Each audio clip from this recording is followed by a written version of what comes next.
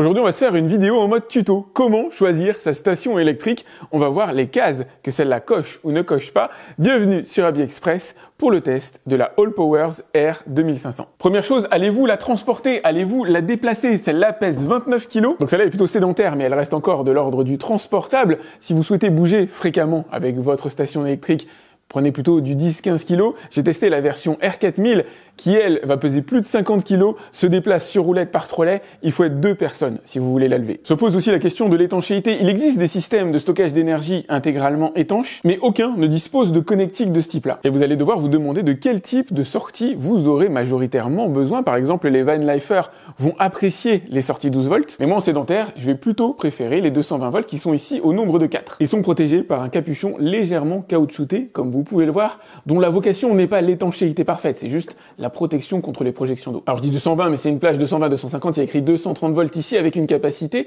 à 2500 watts par port. Et ça, on aura l'occasion de revenir là-dessus à l'intérieur de la vidéo, mais ces 2500 watts sont une information véritablement essentielle. C'est eux qui vont définir le type d'appareil que vous allez pouvoir brancher sur la powerbank. Allez, revenons à ma van life. Alors ils n'utilisent pas que ça comme port, mais vous avez bien sûr les 12 volts disponibles ici, vous avez la prise allume-cigare là, et pour le nombre colossal d'appareils branchables en USB, vous allez retrouver alors de l'USB-A tout à fait classique, en 18 watts pour les parties bleues que vous avez ici et en 12 watts pour les 2 ports que vous avez ici. Et beaucoup plus intéressant selon moi, au nombre de 2, vous allez trouver des ports USB-C avec une capacité de 100 watts. Une puissance de 100 watts. C'est beaucoup plus intéressant selon moi parce que vous allez pouvoir brancher des appareils à recharge rapide, que ce soit votre smartphone, et la powerbank adaptera bien sûr la réponse courant en fonction des capacités de votre smartphone, mais vous allez aussi pouvoir brancher certains ordinateurs portables qui se rechargent en USB-C, en règle générale des Ultrabooks. Si vous avez un ordinateur de gamer, vous allez plutôt utiliser les prises de 120. Autre point fondamental, les systèmes de recharge, ils sont au nombre de 2 sur cette station électrique. Vous avez là la recharge sur secteur classique et la recharge via panneau solaire sur port XT60. À ce niveau-là, elle est véritablement au top. Si vous passez par le secteur, vous pouvez lui injecter jusqu'à 1500 watts, ce qui permettrait de la recharger en seulement 1h20. Si vous passez par le solaire, vous pouvez lui injecter jusqu'à 1000 watts, ce qui permettrait de la recharger en à peu près 2 heures. Et vous pouvez combiner le meilleur des 2 mondes en lui injectant jusqu'à 2000 watts en solaire et en secteur, ce qui permettrait là de la recharger en seulement 1 heure. Autre question à vous poser, l'évolutivité, et ça se passe sur le profil gauche de la powerbank.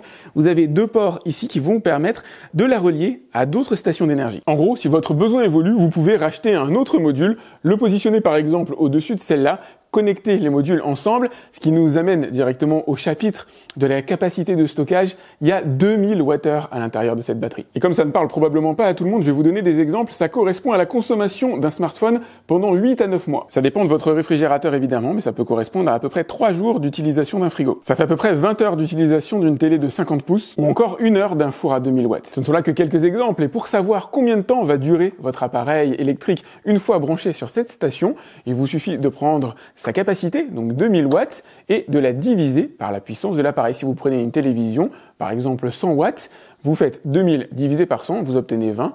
La télévision pourra donc tenir 20 heures. Venons-en maintenant au chapitre de la puissance qu'il ne faut pas confondre avec la capacité de stockage. La capacité de stockage est exprimée en watts-heure. Elle est de 2016 watts-heure.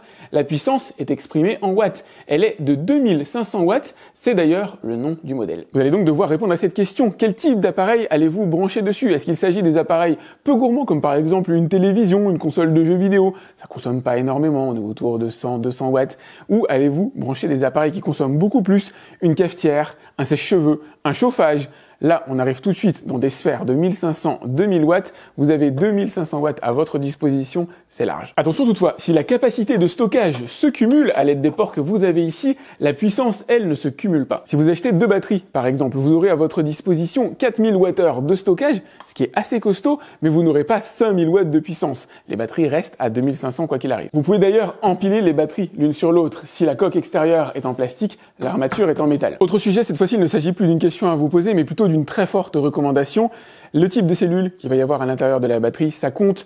Vous avez alors le bien connu lithium-ion qui aujourd'hui est dépassé par une autre technologie, le lithium fer phosphate, le LiFePO4, qui va vous donner une durée de vie beaucoup plus longue. Sur le lithium-ion, on avait une durée de vie d'à peu près 500 cycles de rechargement-déchargement. Donc vous rechargez à peu près 500 fois. Au bout de ces 500 fois, vous avez une perte d'énergie d'à peu près 80%.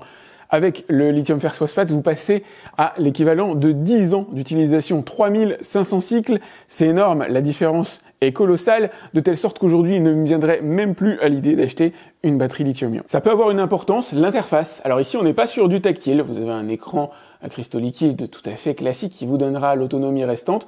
Les constantes d'une certaine manière de la powerbank, même s'il n'y a pas la température qui est affichée ici, vous avez une estimation du temps d'utilisation, de l'entrée électrique et de la sortie. Vous allez bien sûr pouvoir relier la powerbank directement à son application dédiée et la contrôler via l'application. Je vais vous montrer comment j'ai fait. Il y a un petit vice. Bien sûr, vous téléchargez l'application sur Android, sur iPhone, ça marche très bien. Et dans le guide, il vous dit que le Bluetooth et le Wi-Fi ne sont pas allumés lorsque vous démarrez la powerbank pour la première fois. Donc ça, c'est cool. Mais il vous dit de rester appuyé 3 secondes là-dessus. Donc moi, je suis resté comme un touriste appuyé 3 secondes sur DC Output. C'est ce qui est écrit à l'intérieur du guide. En fait, c'est sur USB Output qu'il faut rester appuyé 3 secondes. Et là, vous allez voir les 2 icônes apparaître. L'application n'est pas révolutionnaire, mais elle permet d'accéder à la powerbank à distance. C'est plutôt cool. Et d'allumer notamment les différentes sections qui d'habitude s'allument à l'aide d'un bouton. Je vous l'ai pas montré tout à l'heure, mais vous avez ici des boutons pour allumer par exemple le 12 volts, allumer l'USB ou allumer le 220-230.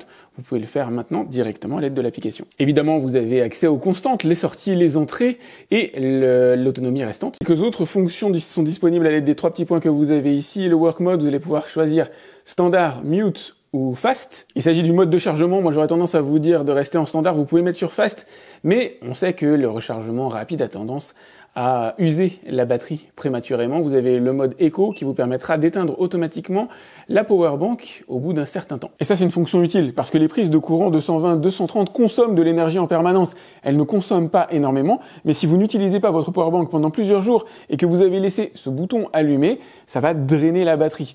Autant faire en sorte qu'elle s'éteigne automatiquement au bout d'un certain temps. Un mauvais point par contre, la mise à jour. Alors la mise à jour c'est super important, mais il me demande un code. J'ai peut-être pas dû lire le guide suffisamment attentivement, mais j'ai pas trouvé le code à l'intérieur, donc effectivement, il faudra contacter les équipes pour pouvoir le faire. Ce qui me manque, à la limite, c'est très franco-français, j'imagine, c'est un système qui permet de dire, moi je veux que la batterie se recharge la nuit parce que le tarif de l'électricité est au moins cher, et pas forcément le jour. Alors mes abonnés me disent fréquemment, dans ce cas-là, utilise tout simplement une prise électrique connectée. Effectivement, avec une prise électrique connectée, on peut déterminer à quel moment elle se rechargera. Mais j'aimerais bien que ce soit implémenté déjà en direct à l'intérieur. Il est aussi fondamental, lorsque vous choisissez une batterie, qu'elle dispose de protection. Et là, je vais lire exceptionnellement parce que dire comme ça de mémoire à la caméra, c'est une véritable torture. Elle est protégée contre les hautes températures, les basses températures, contre l'excès de charge, l'excès de décharge, contre les courts-circuits, le survoltage, la surintensité. Ça fait beaucoup d'informations à digérer. Là, on va passer au test pratique et je vais la malmener. Allez, on va tester ensemble la fonction onduleur, la fonction UPS. C'est ce qui va permettre, en cas de coupure d'électricité à l'intérieur de votre domicile, de garder les appareils électriques alimentés. J'ai relié la powerbank au secteur et je vais relier mon projecteur à la powerbank. À ce stade, la station R2500 ne sert qu'à faire transiter le courant électrique. J'allume le bouton des prises 220 volts. J'allume mon projecteur. Tout fonctionne nickel, mais là, c'était l'évidence. Mon projecteur consomme à cet instant précis 214 watts. Forcément, grande taille d'image, grande consommation. Et pour simuler une panne de courant, je vais tout simplement retirer la prise du secteur. Et comme vous pouvez le voir, le projecteur ne s'est pas éteint. Imaginez à titre professionnel ou personnel, vous êtes en train de travailler sur un ordinateur fixe. Il y a une panne de courant. Vous perdez de fait tout le travail qui n'a pas été sauvegardé. Ça, c'est terminé avec ce genre de station électrique. Pourvu que vos ordinateurs soient branchés dessus, évidemment. Vous m'aviez demandé de rétablir le test réfrigérateur, donc on va se faire ça. Je vais relier la prise directement à la station électrique. On va voir ce que ça donne. Il peut y avoir un pic de consommation lorsqu'on relie un réfrigérateur, alors une station ou de toute façon au courant de manière générale. Là, pour l'instant, il m'a fait du 149 watts pendant une fraction de seconde et puis il s'arrête. Il aura fallu attendre une dizaine de minutes, mais ça y est, le frigo s'est démarré avec une consommation très modeste de 41 watts et pas de pic que j'ai pu noter directement sur la powerbank. Bon, jusqu'ici, c'était des tests assez faciles. Je vous propose de monter en gamme avec une Magimix à 1280 watts. En quoi est-ce difficile, me demanderez-vous? Eh bien, c'est simple, tout ce qui chauffe est difficile pour les stations électriques. Enfin, ça dépend de leur puissance, évidemment. Elle est estampillée 1280 watts, mais en réel, on est plutôt sur un 1180, raisonnable. Pour les professionnels, difficile de vous dire combien de cafés vous allez pouvoir réaliser.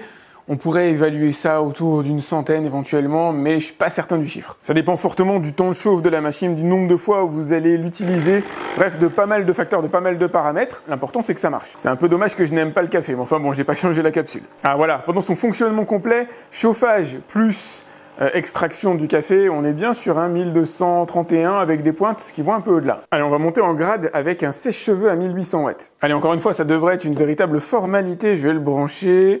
Hop, l'allumer, il est en mode 2, je vais le mettre véritablement à fond, que ce soit en vitesse ou en chauffage. Et regardez, j'ai une pointe à 2100 watts. Faut que je trouve un angle sans trop de reflets au niveau de la caméra. J'ai des oscillations entre 2139 watts et 1300. Restons encore un instant dans l'univers très difficile de la chauffe, l'occasion de vous rappeler que pour l'univers des chauffages, c'est pas la taille qui compte, c'est la puissance. Un chauffage de 2000 watts qui fait cette taille-là, c'est la même chose en production de chaleur qu'un chauffage de 2000 watts de cette taille-là.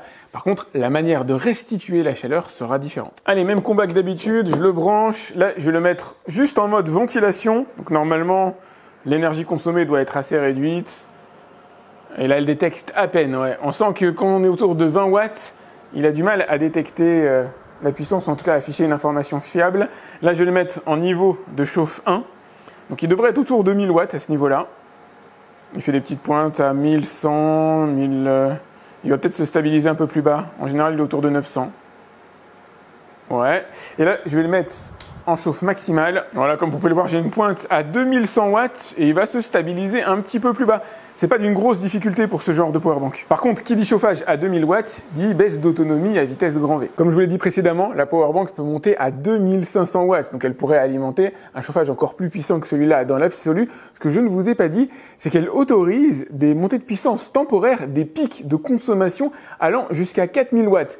Et là, on va commencer à étudier sa résistance. Mon chauffage est branché, mais que se passe-t-il si je branche à la fois le chauffage et le sèche-cheveux? Donc je vais allumer le chauffage d'ores et déjà. On va y aller progressivement, histoire de pas trop la stresser. J'ai une pointe à 2800 watts, comme quoi elle est capable de gérer plus de 2500. Et maintenant, je vais allumer le sèche-cheveux. Ça va être marrant de voir quel type de comportement on obtient. J'ai une pointe à 2800 watts, elle s'est pas mise en échec. L'écran s'est éteint. C'est pas la powerbank qui s'est éteinte, je vous rassure. Elle se stabilise toute seule, plus ou moins, à 2500 watts. J'ai des pointes de temps en temps. Ce qui va être intéressant, c'est de voir si elle est capable de tenir cette cadence, cette charge. Ce qui est étonnant aussi, c'est que le sèche-cheveux ne s'éteint pas. Pourquoi je vous dis que c'est étonnant? Parce que dans la plupart de mes tests, regardez les vidéos, vous avez une alternance. Le sèche-cheveux se met en fonctionnement alterné. Le chauffage, lui, reste actif, mais le sèche-cheveux s'allume, s'éteint comme ça continuellement. Ça permet sûrement à la powerbank de se réguler.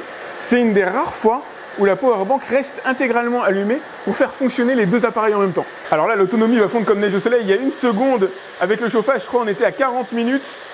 Et là, regardez, on a des oscillations. Bien sûr, en fonction de la consommation, ça se réadapte immédiatement.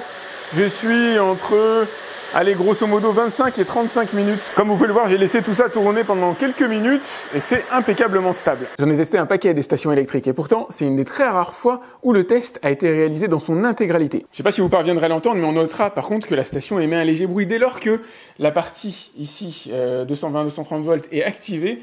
Les ventilateurs commencent à tourner, alors de manière légère. Ils ne tournent véritablement fort que lorsque la station est fortement sollicitée. À mon avis, vous n'entendrez rien, mais j'essaye quand même. Allez, cette fois, je vous propose de changer de périmètre. On va aller dans un domaine plus informatique. Je vais relier mon ordinateur sur la prise 220. Je vais relier mon autre ordinateur, cette fois-ci un Ultrabook, directement sur le port USB 100 watts. Ça, c'est pratique. Je vais allumer les boutons qui correspondent aux 220-230 et au port USB-C. Et là, ça y est, mon ordinateur, alors il faut attendre une fraction de seconde, va s'allumer.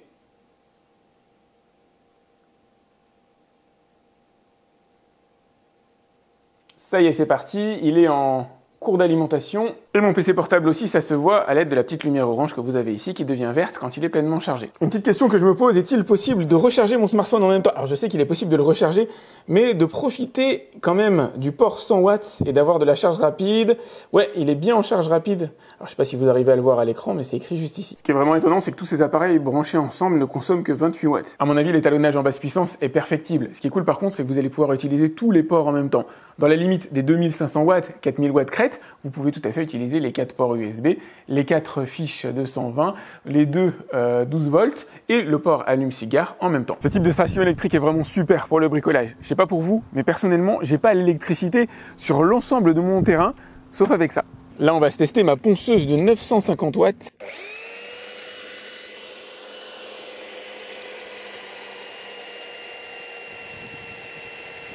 Bon, ça c'est les doigts dans le nez, on va tester plus difficile. Ouais, derrière j'ai un barnum rouge, je pensais que la couleur ferait plaisir à ma femme, mais en fait c'est très moche. Le prochain test se passera sur une tronçonneuse de 1800 watts. Il s'agit de ma bonne vieille tronçonneuse Lidl, toujours bon pied bon oeil, même si elle nécessite affûtage. Chose que j'essaye de faire, je suis pas encore expert en la matière, une chose est certaine, la powerbank fonctionne très bien avec. Excellente, cette Allpowers R 2500 a réussi tous les tests que j'ai pu lui demander, que ce soit les tests les plus basiques de rechargement de smartphone, d'ordinateur qui sont pas extrêmement difficiles, le test d'onduleur qui s'est très bien passé lui aussi, les tests plus difficiles de montée en charge, comme par exemple les appareils de chauffe. Un chauffage, mine de rien, alors c'est pas particulièrement fait pour fonctionner sur ce genre de powerbank, mais c'est possible si vous le souhaitez, et c'est ce que j'ai fait cet hiver, puisque moi je suis en contrat tempo avec des heures rouges qui coûtent extrêmement cher, des heures bleues qui par contre sont beaucoup plus sympas. En heure rouge, j'utilisais une powerbank pour chauffer l'intérieur de mon bureau, et ça marche redoutablement bien. Elle m'a même sauvé les fesses une fois quand j'utilisais ma tronçonneuse qui est malheureusement mal affûtée. Quand une tronçonneuse est mal affûtée, alors il peut y avoir plusieurs conséquences, mais il y en a une toute bête, c'est que les copeaux débités deviennent extrêmement fins. Il y a 2-3 manipulations à faire pour rétablir la situation, et ça génère donc des copeaux qui ressemblent un peu à une fumée. Et ma tronçonneuse n'était pas en train de fumer, en tout cas les copeaux, le bois en lui-même n'était pas en train de fumer, il n'y avait pas juste une rotation de la lame qui faisait créer un échauffement, c'était bel et bien ma tronçonneuse qui commence à arriver en fin de vie. Je l'ai beaucoup utilisée dernièrement, c'est vrai que c'est une pure entrée de gamme, et la powerbank s'est coupée quand elle s'est mise à fumer, quand la tronçonneuse s'est mise à fumer, la powerbank s'est coupée toute seule, histoire j'imagine de l'épargner, mais je ne sais pas par quel mécanisme elle a décidé de la couper.